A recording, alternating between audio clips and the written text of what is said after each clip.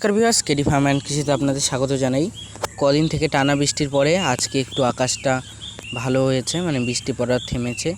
দেখুন চারিদিকে জল, তো কি করা যাবে, ছাগলগুলোকে ছেড়ে দিয়েছি, তারা তাদের মতো করে খাক। বেকারত্বের জ্বালা যে কী সেটা সবাই একটা বয়সের পর বুঝতে পারে। তো আমিও সেই জ্বালাটা আগে থেকেই মানুষের অনুভব করতে পারি।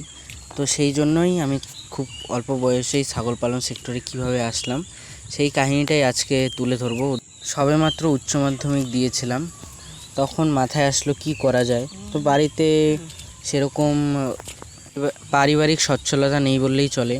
তো আমার পক্ষে সম্ভব ছিল না মোটা টাকা ইনভেস্ট করে কোনো ব্যবসাতে নামার।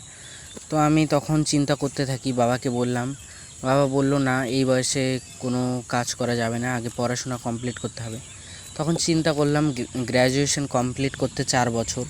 তো আমার ছোটোবেলা থেকেই পশু প্রাণীর প্রতি এক অগাধ ভালোবাসা ছিল।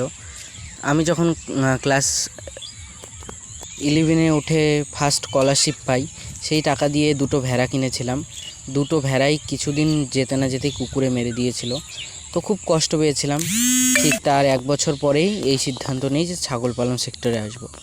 তখন আপনারা আগেও দেখেছেন আমার ব্রাউন ছাগিটা, একটু আগেও যেটা দেখতে পারলেন, সেটা দিয়েই শুরু করি। তারপর কেনার 7 দিনের মাথায় তার একটা ছেলে বাচ্চা হয়। সেটাকে আমি 5 মাসের মাথায় আমাদের বাজার দর অনুযায়ী 5,000 টাকা বিক্রি করি। সেটা আমার কাছে অনেক ছিল। তারপরে অনেক চিন্তা ভাবনার পরে দেখলাম, না, একটু পরিশ্রম করলে ছাগল পালন সেক্টরটা সত্যিই লাভজনক, তবে একটু সময় দিতে হবে তাদের পেছনে।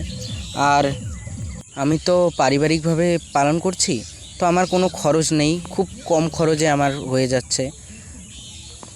তাতে করে আমার ফ্যামিলিতেও কিছু ইনকাম আসছে, আর আমার বাবা মার উপরেও খুব চাপ দিতে হচ্ছে না পড়াশোনার ব্যাপারে। তারপর নেমে পড়লাম পুরো দমে।